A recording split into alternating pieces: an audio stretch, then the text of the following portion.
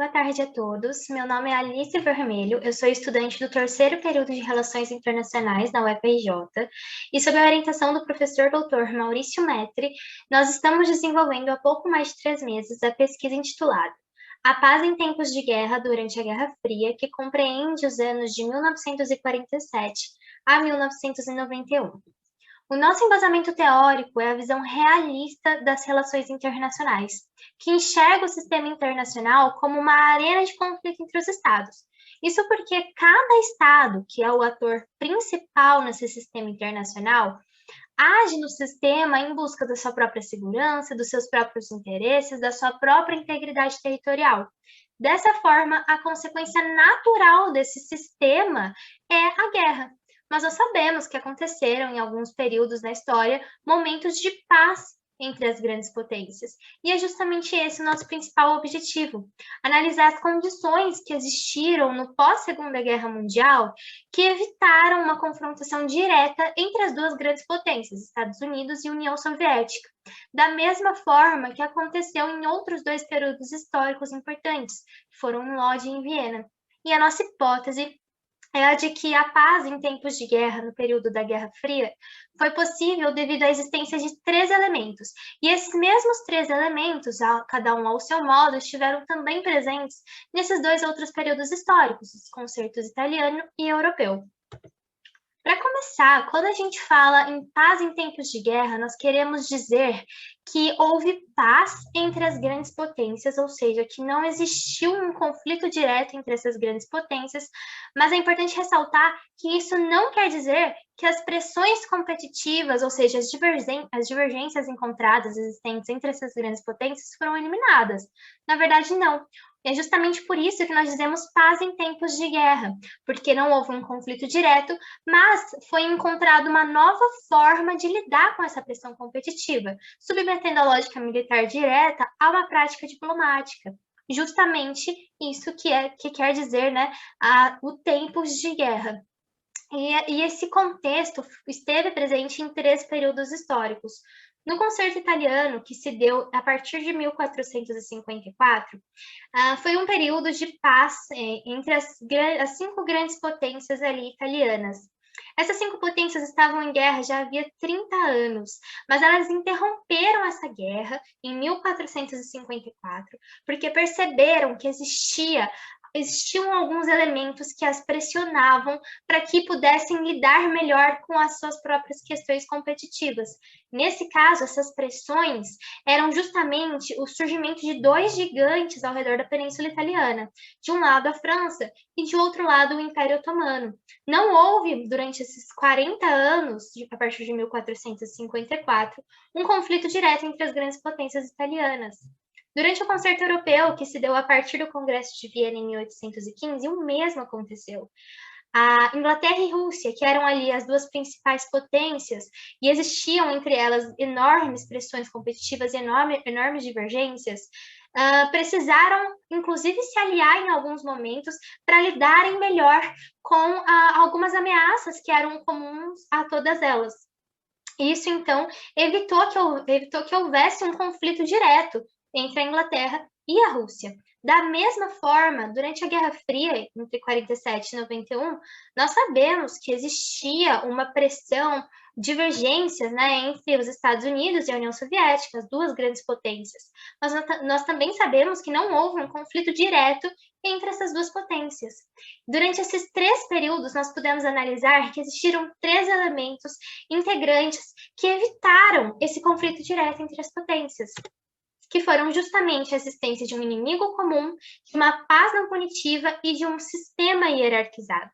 A existência de um inimigo comum diz respeito a existir uma ameaça comum a todas as grandes potências, que as impele a se unirem e a também mudarem a forma como vão lidar com as suas próprias pressões competitivas. Durante o concerto italiano, esse inimigo comum, como já dito, foi o surgimento, a expansão da França do Império Otomano, que pressionou, então, né, as grandes potências italianas a melhor lidarem com as suas próprias questões, encerrando a guerra que existia até então entre elas. Durante o concerto europeu, esse inimigo comum foram, na verdade, os movimentos revolucionários que passaram a existir e eram comuns à Inglaterra e à Rússia, evitando um conflito entre essas duas potências. Porque essa ameaça comum era muito mais urgente do que as pressões que existiam até então entre elas. E durante a Guerra Fria, esse inimigo comum é o princípio de mútua destruição que foi desenvolvido, né, com o desenvolvimento nuclear. O elemento da paz não punitiva diz respeito à não punição ao Estado que até então havia iniciado um conflito, justamente objetivando evitar que no futuro esse Estado volte a buscar uma posição revisionista, pondo fim mesmo a um conflito que já deveria ter sido encerrado.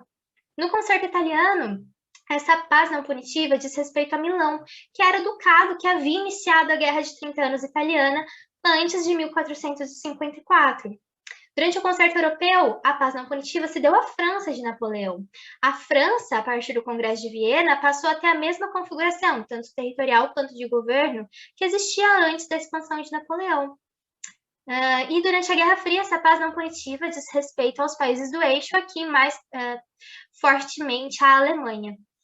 E o sistema hierarquizado é muito importante porque aumenta os canais de comunicação entre as grandes potências, permitindo assim um meio mais pragmático, mais diplomático, e evitando então que conflitos regionais se transformem em conflitos generalizados. Durante o concerto italiano, essa hierarquia se deu entre as 5 potências italianas, que passaram a negociar muito mais e com as outras potências negociavam mais à margem. Durante o concerto europeu, essa hierarquização se deu com a formação da Quádrupla Aliança e da Santa Aliança, permitindo, então, um meio, né, de comunicação maior entre as duas grandes potências, Inglaterra e Rússia, da mesma forma, negociando à margem com as demais potências como Áustria e Prússia. E durante a Guerra Fria, esse sistema hierarquizado é marcado pela criação do Conselho de Segurança na Organização das Nações Unidas. Cada um desses elementos durante a Guerra Fria agora serão analisados. É interessante perceber como cada um desses elementos durante a Guerra Fria foram desenvolvidos ao longo do tempo. Eles não surgiram logo, né, ali no final da Segunda Guerra Mundial, de tal forma que a mútua destruição no final da Segunda Guerra Mundial não era mútua. Existia um desequilíbrio de desenvolvimento nuclear de tal forma, né, que acabou permitindo o bombardeamento de Hiroshima e Nagasaki por parte dos Estados Unidos, justamente por esse desenvolvimento ser desigual. Foi somente em 1961 que o medo da destruição passou a ser mútuo, não só o medo por parte da União Soviética, mas o medo também por parte da outra grande potência, os Estados Unidos. Então, em 1949, a União Soviética realizou seu primeiro teste nuclear. Em 53, desenvolveu sua bomba de hidrogênio. E em 61, desenvolveu seus primeiros mísseis balísticos intercontinentais. Aí sim, o medo da destruição passou a ser mútuo. E de tal forma que em 1972, as duas grandes potências assinaram o Tratado de Mísseis Antibalísticos. A paz não punitiva é uma questão muito delicada e que também foi construída ao longo do tempo. Nós podemos dizer que o período de 1945 a 47 foi um período de ajustes no que tange a punição ou não, ou quanto deveria ser a punição por parte da indenização da Alemanha. E justamente é uma questão delicada porque varia muito da forma, do ponto de vista que a gente resolveu adotar para fazer essa análise. Porque de um lado nós tínhamos uma potência, né, a União Soviética, que foi muito devastada durante a Segunda Guerra Mundial e, portanto, se via no direito de retirar da Alemanha o máximo que pudesse. E, por outro lado, nós temos os Estados Unidos, que não foram devastados de forma direta durante a Segunda Guerra, e que gostariam, né, que os ex-estados inimigos tivessem uma recuperação econômica rápida para poderem voltar a integrar o sistema internacional de forma eficaz, efetiva. E é muito bem visto isso ao longo das conferências tratadas a partir de 1945. Na Conferência de Yalta, por exemplo, a União Soviética propôs que a Alemanha deveria pagar uma indenização de mais de 20 bilhões de dólares e que metade desse valor deveria ser destinado à União Soviética. Na época, os Estados Unidos, sob a presidência do Roosevelt, aceitaram essa proposta. Mas já na Conferência de Potsdam, em 1945 também, nós podemos observar como houve uma mudança de acordos. Ficou definido que, na verdade, a indenização da Alemanha seria feita através da transferência de ativos externos excedentes e que a Alemanha seria dividida em 4 zonas de influência entre os 4 aliados, ficando da seguinte forma: uma zona ocidental e uma zona oriental. A zona oriental sob controle da União Soviética e a zona ocidental sob influência ao norte da França, ao centro da Grã-Bretanha e ao sul dos Estados Unidos. Mas essa questão da indenização perdurou por muito tempo e foi, inclusive, um dos fatos que mais gerou desgaste nas relações entre o Ocidente e o Oriente. De tal forma que, na primeira reunião de ministros estrangeiros, em setembro de 1945, nós podemos observar na última frase grifada do último parágrafo: fizemos isso pela Alemanha após a última guerra. Não faremos isso novamente. Os Estados Unidos mantêm a sua posição de não gerar uma indenização pesada da Alemanha. Na Conferência de Paz de Paris, já em 1946, o mesmo se repete no segundo parágrafo, entre aspas. Os pagamentos de indenização são pesados e excessivamente pesados em alguns casos. Fecha aspas. E na terceira reunião do Conselho, já em dezembro de 1946, essa questão volta a aparecer. E aqui mostra essa grande divergência de ponto de vista da União Soviética e dos Estados Unidos, né? Abre aspas. O problema de reparação provou ser um dos mais difíceis. Havia uma diferença acentuada de atitude entre países que haviam sido devastados por um ou outro desses ex-estados inimigos e que, portanto, se sentiam com direito ao máximo possível, e entre países como os Estados Unidos, que achavam que o mais importante era construir um futuro em que os ex-estados inimigos tivessem alguma perspectiva de recuperação econômica. Fecha aspas. Agora, na quarta reunião, ainda em 1947, para a gente conseguir perceber como essa questão perdurou por muito tempo, é feita uma analogia real ao Tratado de Versalhes de 1919, né, entre aspas. Os resultados do Tratado de Versalhes de 1919 sobre o pagamento de indenizações com base em dólares convenceram de que alguma outra base para determinar reparações deveria ser adotada, para evitar atritos e amarguras sem fim nos próximos anos, reforçando, então, o grande objetivo de estabelecer uma paz não punitiva de forma severa aos países do eixo, que é justamente evitar retroalimentar esse ódio, que, segundo esse próprio documento, foi o que aconteceu em 1919, que possivelmente alimentou um sentimento, né, que ocasionou na Segunda Guerra Mundial. Na quinta reunião, em dezembro de 1947, o secretário de Estado norte-americano afirma que, na verdade, o acordo definitivo no que se trata da reparação da Alemanha era o estabelecido em Potsdam de transferências de ativos externos excedentes. E a hierarquização na ONU, que é o terceiro grande pilar que sustenta esse período de paz durante a Guerra Fria. É muito interessante aqui comparar a Liga das Nações lá no final da Primeira Guerra Mundial. A falta de uma hierarquia entre as potências que existia, né, durante a Liga das Nações foi exatamente um dos elementos que congelou os negócios, as negociações, as relações da Liga das Nações.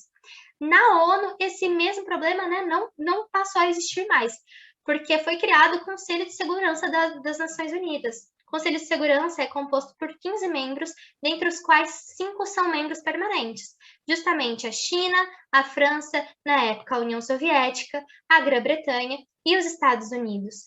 E como forma de reforçar essa hierarquização existente, justamente esses 5 países, né, 5 Estados membros permanentes, também possuem o poder de abstenção, que normalmente a gente chama de poder de veto, reforçando mais uma vez a hierarquia existente dentro da ONU.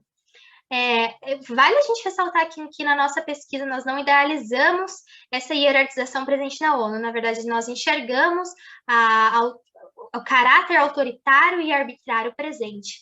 Mas é justamente esse caráter autoritário e arbitrário presente que faz com que a organização continue funcionando, né? Justamente com seu principal objetivo, que é evitar que conflitos regionais se transformem em conflitos generalizados, por conseguir, por meio dessa hierarquização, aumentar os veículos de comunicação entre as grandes potências. Esses são, então, os três grandes pilares que sustentam a paz em tempos de guerra, períodos em que a pressão competitiva, as divergências não são eliminadas, mas não há também um conflito direto entre as grandes potências, porque existe uma ameaça comum a todas elas, porque existiu uma paz não punitiva a um Estado, impedindo que ele volte a tratar de uma ferida não resolvida, e também a existência de um sistema hierarquizado que permite esse constante meio comunicativo e diplomático entre as grandes potências. Esses três grandes pilares estiveram presentes no concerto italiano em 1454, no concerto europeu em 1815 e durante a Guerra Fria, nos anos de 1947 a 1991. Essas foram as nossas referências utilizadas durante a nossa pesquisa até então. E é isso, muito obrigada e boa tarde.